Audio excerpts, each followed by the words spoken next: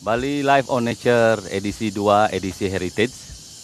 Setelah kita melalui edisi pertama di pemutaran Bay Northwest Bali, nah di edisi kedua ini kita melakukannya di Pura Taman Ayun Mengui Badung Bali.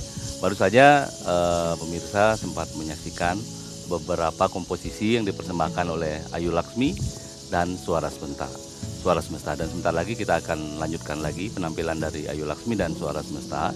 Namun sebelum itu saya saat ini berada di Utamaning Mandala, Pura Taman Ayun, dan dengan rasa hormat dan dengan sangat berbangga di tengah-tengah kami di sini saya bisa menghadirkan penggelingsir kami di Puri Ageng Mengui. Sekaligus beliau juga merupakan anggota DPD RI perwakilan Bali, kebetulan juga membidangi pariwisata, budaya, dan agama. Di hari ini kita akan berbincang secara terbuka tentang eksistensi Pura Taman Ayun, profil Taman Ayun, sejarah Taman Ayun, dan apa saja informasi yang bisa dibagi tentang Taman Ayun, baik itu dari sisi heritage maupun dari sisi pariwisatanya. Om Swastiastu. Om Swastiastu. Sangat berbangga sekali yang Riki bisa melakukan sebuah pertunjukan itu dengan konsep Bali Live on Nature di edisi kedua niki. Kebetulan Riki juga ada Ayu Laksmi dan Suara Semesta yang baru saja menyelesaikan beberapa komposisinya, Ayu. Di hari niki kita syukur diberikan kesehatan, bisa berkumpul, bisa berbagi, dan di tayangan Bali Live on Nature niki tidak hanya berupa pertunjukan yang kita bagi, jadi juga informasi serta apa saja eksistensi daripada tempat yang kita lakukan pertunjukan. Kita memilih Taman Ayun sebagai edisi Bali Live on Nature di edisi Heritage ini. Nah, kita harus mempertanyakan lebih detail tentang keberadaan Pura niki. Di tengah kami mungkin Ratu bisa menjelaskan tentang sejarah daripada Pura Taman Ayun secara garis besar, sehingga wisatawan yang belum pernah ke sini bisa datang kembali ke Pura Taman Ayun. Silakan Ratu. Terima kasih. Yang pertama, kita seyogianya sebagai umat beragama mengucapkan puji syukur kehadapan Ide Sang Hyang Widi Wasa, Tuhan Yang Maha Esa, karena atas asung warut nugraha beliau kita diberikan kesehatan sampai saat ini dan masih bisa melayani masyarakat. Berkenaan dengan Pura Taman Ayun, saya kira Pura Taman Ayun sudah dikenal di seluruh dunia. Apalagi dengan terdaftarnya Pura Taman Ayun masuk dalam warisan budaya dunia oleh UNESCO. Nah, tapi sebelumnya perlu saya jelaskan, Bu Ayu, bahwa Pura Taman Ayun ini dibangun oleh leluhur kami, Ide Cokorde Sakti Blambangan. Beliau ini adalah merupakan pendiri dinasti Kerajaan Mengui. Dibangun abad ke-17, tepatnya tahun 1634. Memang Pura Taman Ayun ini di era abad tersebut itu dibangun dengan arsitek dari Cina. Nah, kalau misalnya Bu Ayu, Bung Bagus Mantra melihat bahwa ada beberapa unsur-unsur dari kaitan dengan budaya Cina ada di Taman Ayun. Seperti misalnya air dan harus selalu ada. Dan air pun di Taman Ayun itu tidak hanya ada di Suci Neng Mandala, tapi di Median Mandala, bahkan di mengelilingi Pura Taman Ayun ini. Dan bentuk dari Pura Taman Ayun ini, kalau bisa saya jelaskan, ini bentuknya seperti angsa. Seperti angsa. Bagaimana itu? Nah, bagaimana saya jelaskan. Kalau Ibu Ayu bisa melihat di depan sekali, itu ada namanya yang kita sebut jantung angsa. Memang jantung angsa menjorok ke situ di depan, sebelah jalan di sini. Tapi karena sekarang diputus oleh jalan besar, nah ini menjorok. Nah, sudah gitu ada namanya Titi Mamah. Titi Mamah itu adalah Titi Mama. Titi itu kan jembatan. Jembatan ini merupakan suatu leher dari angsa ini. Dan ini pura ini adalah merupakan badan dari angsa ini, dan yang belakang ini adalah ekor daripada angsa. Jadi luas pura ini keseluruhannya sekitar 5 hektar. Ya. Dan pura ini memang dibagi sesuai dengan tatanan pura berdasarkan filosofi Hindu Bali. Pura ini dibagi dalam 3 terapan, yaitu Sucina Mandala, Madhyana Mandala, dan Nistana Mandala. Kita berada sekarang di Sucina Mandala ini. Jadi dengan demikian dibangunnya Pura Taman Ayun itu oleh leluhur kami. Beliau adalah pendiri dinasti Kerajaan Mengui. Jadi Raja Mengui pertama yang mempersaingan. Beliau itu dengan gelar Cokorda Sakti Belambangan. Karena apa? Karena wilayah beliau sampai di Belambangan dulu. Wilayah beliau di Belambangan, Banyuwangi. Nah itulah dapat kami sampaikan. Tetapi yang paling penting bahwa pura ini beliau bangun, Bu Ayu, Mas Mantra, ini adalah tidak lain untuk diabdikan, didedikasikan untuk kepentingan masyarakat. Oh, jadi semua kita boleh tangkil? Semua boleh tangkil, asal menjaga kesuciannya. Dan pura ini sangat tidak eksklusif, jadi terbuka untuk siapapun juga. Jadi sementara mungkin itu, kalau ada yang lain silakan. Menarik nih Mbak Ayu, artinya didedikasikan untuk masyarakat. Ini kan sangat luar biasa kalau kita berbicara tentang politik zaman dulu.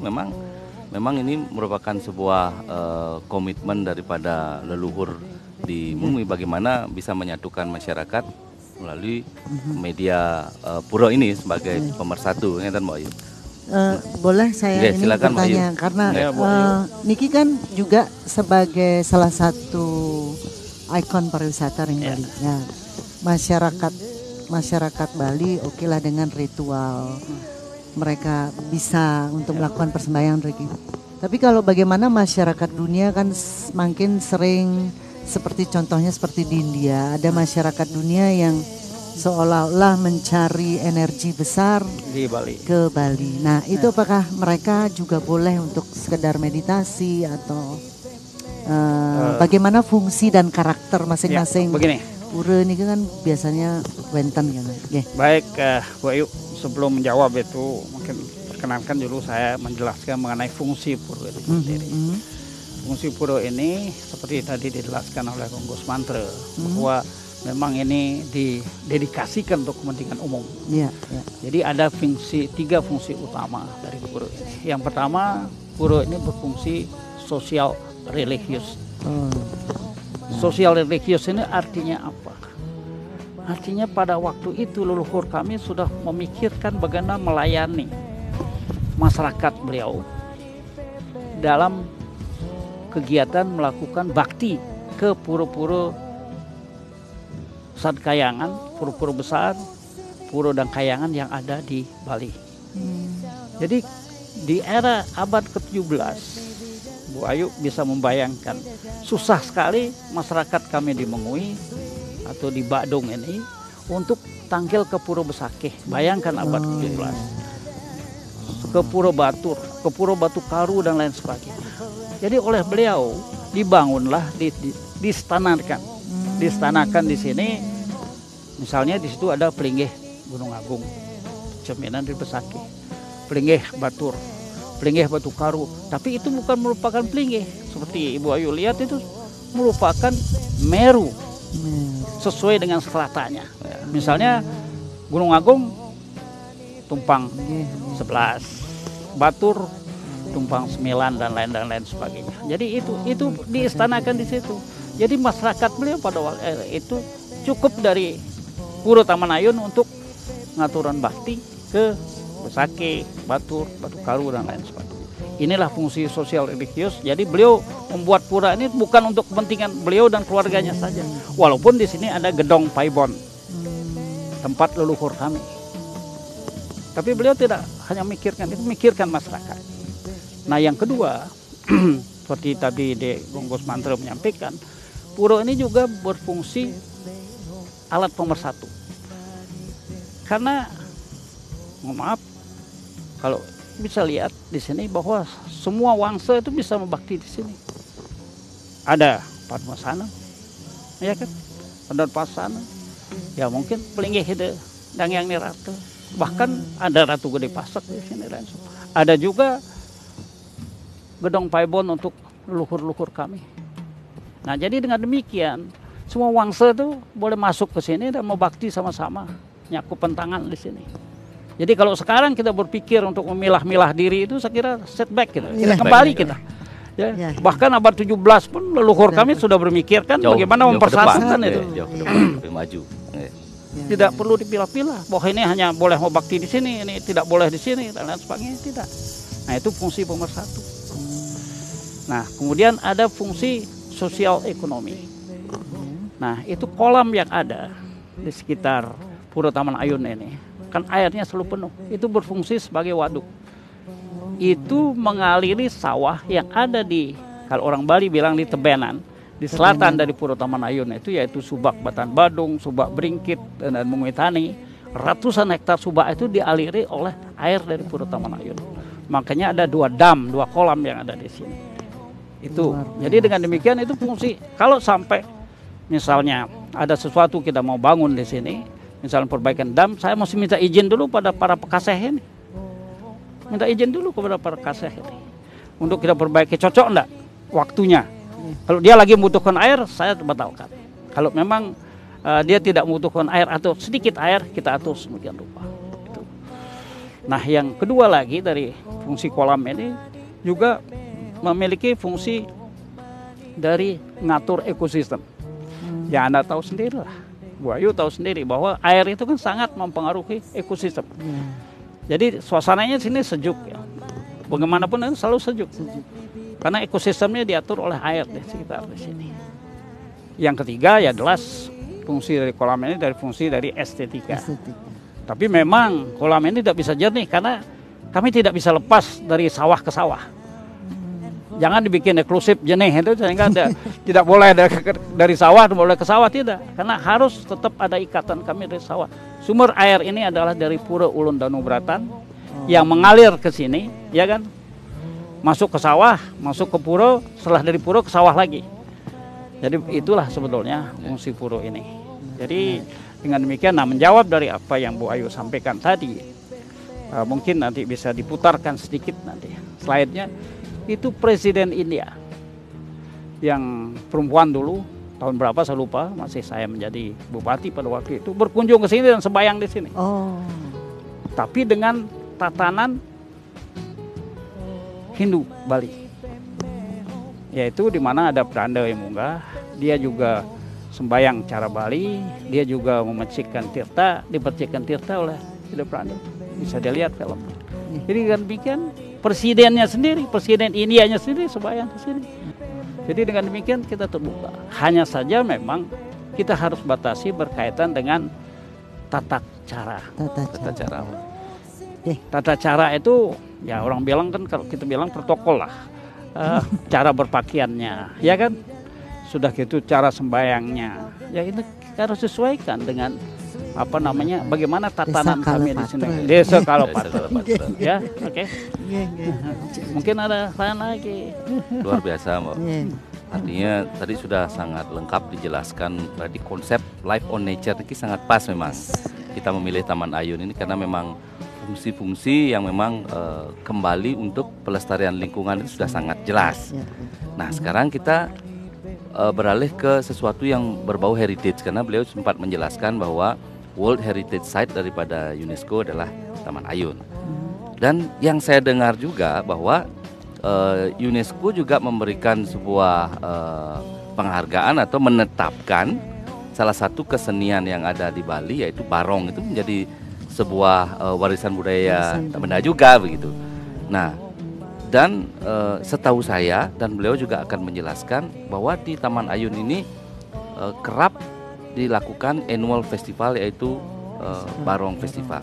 Nah, ini kan ada 2 ikon ya, ikon sebagai World Heritage Site dan ikon sebagai budaya tak benda ini. Jadi 2 ikon ini dipertemukan, semua berbasiskan penetapan dari UNESCO ini. Bagaimana Ratu menjelaskan? Baik, terima kasih. Ini sebetulnya sudah dari sejak sebelum saya menjadi bupati. ada satu rancangan dari gubernur dulu itu Bapak Dewa Brata.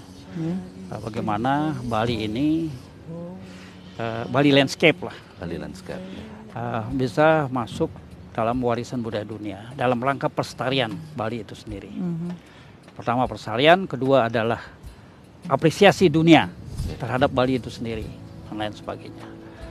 Nah, perkembangan berikutnya sekitar tahun 2006 atau 2007 itu saya sendiri didampingi oleh orang tua beliau, Gusti Agung Prana, bersama beberapa tim kami. Saya menjadi Bupati Badung pada saat itu, bahkan presentasi di markasnya UNESCO di Paris berkenaan dengan Taman Ayun, berkenaan dengan Tukat Pekrisan, dan berkenaan dengan Jatiluwih. Kita presentasi di situ. Bahkan saya sendiri memamerkan secara visual Taman Ayun itu sendiri. Tapi waktu itu sekitar tahun 2007-an, mungkin 2006-2007 itu sudah berhasil. Belum berhasil. Karena harus ada penjunak beberapa, khususnya berkaitan dengan Jatiluwih. Nah, baru pada waktu sidang UNESCO di Saint Petersburg di Rusia tahun berapa itu tadi, 6 Juli ya, 6 Juli 2012 ya, itu oleh komite UNESCO yang terdiri dari 14 orang itu, tanpa proses yang cukup panjang, serta merta Taman Ayun ditetapkan masuk dalam warisan budaya dunia. Dan saya pada waktu itu sangat surprise. Saya didampingi lagi oleh orang tua beliau, Gusti Agung Prana itu, bersama waktu itu Wakil Menteri Kebudayaan ya, Menteri Kebudayaan, dan banyak tim yang kuat di situ present. Nah, di situ juga uniknya presentasi bukan kita yang presentasi. Tim UNESCO yang mempresentasikan di hadapan 14 komite dari UNESCO itu. Langsung pada waktu itu oleh Menteri Kebudayaan Rusia, itu ibu-ibu itu, langsung setelah dipungutkan suara, karena itu voting itu. Voting. Tidak mudah, ini voting itu. Waktu itu voting, akhirnya aklamasi semua menetapkan Bali Landscape ini masuk di dalam warisan budaya dunia. Nah, Bali Landscape ini beberapa tokoh-tokoh budaya kita yang bahkan sudah ada berapa banyak yang guru besar itu memang membagi antara subak di sini. Subak ini di mana periangan subaknya, ya, anggap di Taman Ayun.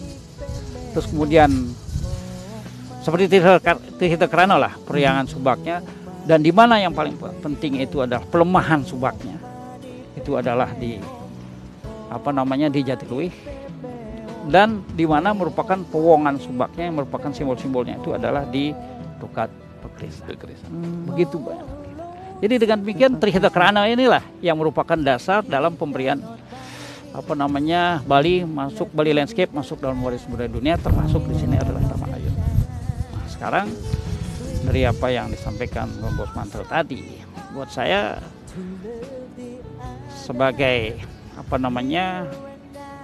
pewaris dari leluhur saya untuk Taman Ayun ini, saya akhirnya berpikir, kenapa ini Taman Ayun saja yang merupakan suatu, kalau tidak ada kegiatan event ini kan merupakan suatu artefak saja. Ya, oleh karena itu maka saya dengan Bung Gus Mantel juga berpikir, bagaimana kalau kita mengadakan suatu festival di sini. Nah, festival itu, dan kami pilih pada waktu, dan ini kalau tidak salah sudah yang ketiga ya. Ketiga sudah lewat, yang ketiga, mestinya sekarang yang keempat. Mestinya sekarang keempat. Mestinya, yaitu Festival Barong. Nah, dalam Festival Barong itu kecuali mengkawinkan antara dua warisan budaya dunia ini, yaitu Pura Taman Ayun dan juga Barong yang ditetapkan juga warisan budaya dunia ini, juga saya mikirkan Barong ini harus dilestarikan. Oleh karena itu judul festivalnya ini adalah Barong Festival, yaitu Superstar dan juga Regeneration. Kenapa Superstar? Karena ini penting. Karena bagaimanapun juga kita harus punya istilahnya master-master dari penari-penari barong ada di sini. Kita harus punya tokoh-tokoh penari-penari barong yang merupakan nanti menjadi acuan dari generasi penerusnya. Jadi itulah kami menggabungkan dua warisan budaya dunia yang merupakan kekayaan kita yang adiluhung di Bali ini untuk kita tampilkan ke dunia internasional. Jadi lengkap sudah, nature-nya sudah terwakili, heritage-nya juga sudah terwakili. Jadi dua ikonik yang memang kita sering perbincangkan, bagaimana kita melestarikan alam, bagaimana kita melestarikan budaya. Itulah basic pariwisata yang berbasiskan masyarakat, berbasiskan alam, dan berbasiskan budaya.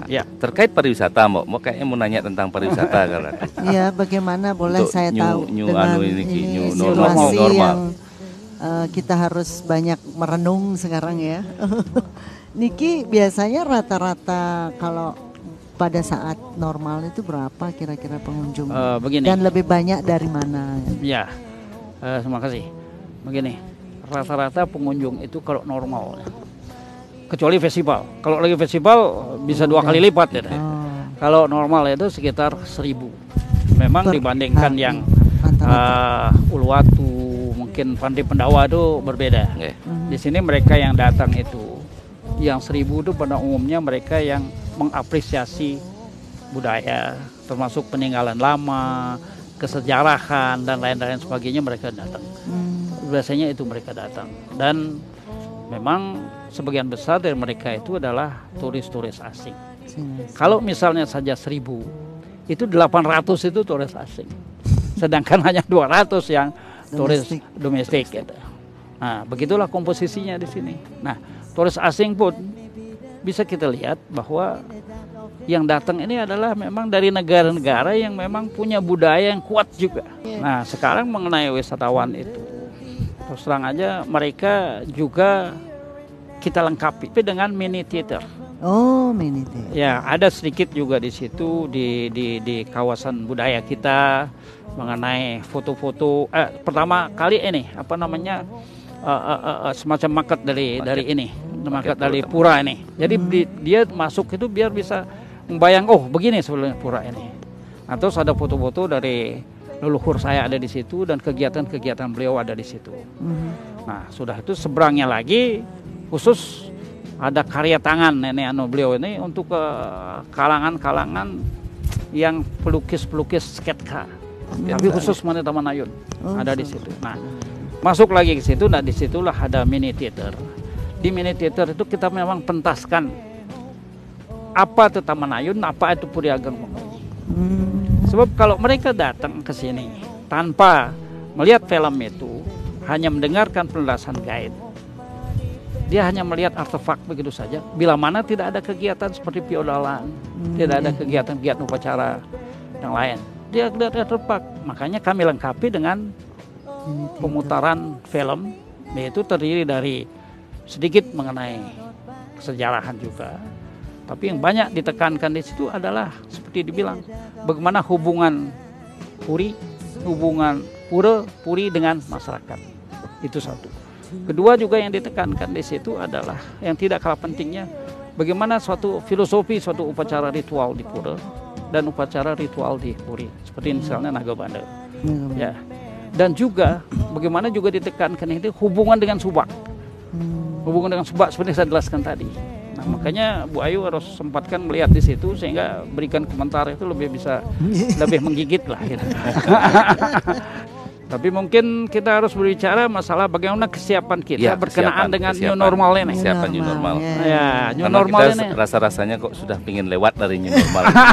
Tapi perlu juga Ratu menyampaikan kesiapan protokol. Ya, sesuai dengan protokol kesehatan itu kami sangat penuhi. Sangat penuh, bahkan lebih dari cukup. Artinya dari depan sudah ada semacam board bagaimana perilaku tamu harus masuk. Yang jelas perilaku hidup bersih dan sehat itu harus masuk. Mulai dari harus dia memakai masker, ya kan? Terus diperiksa temperaturnya, suhunya, temperatur tubuhnya, cuci tangan, hand sanitizer semua. Bahkan kami menyiapkan di sini masker.